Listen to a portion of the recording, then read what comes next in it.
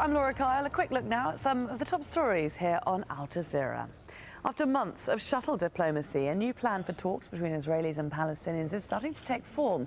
So far, details of what's already been agreed are being kept secret. But one sign that progress may have been made is Israel's announcement that it'll review the cases of more than 100 long-serving Palestinian prisoners. Paul Brennan has more from Ramallah.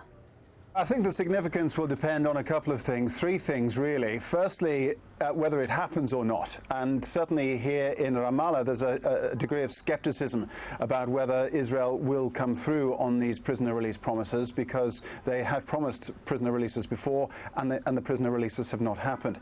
And the other two things, I think, are, first of all, the numbers of prisoners who might be released, and second of all, the seniority of the prisoners who are released. You know, which exact prisoners are going to be released by Israel.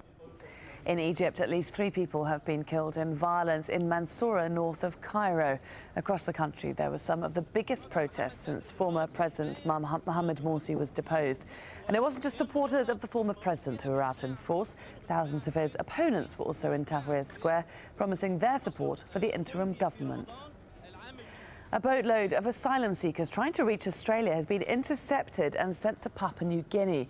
The 83 people were picked up near Christmas Island. They're the first group under a new deal signed by both countries to be sent straight to Papua New Guinea. In Italy, 5 people have been convicted of manslaughter for the Costa Concordia shipwreck. The boat's helmsman, onboard hotel director, 2 naval officers and the head of the company's crisis unit will be sentenced later. 32 people were killed when the cruise liner struck rocks off the Tuscany coast last year. You can find the latest on all those stories and much more at aljazeera.com.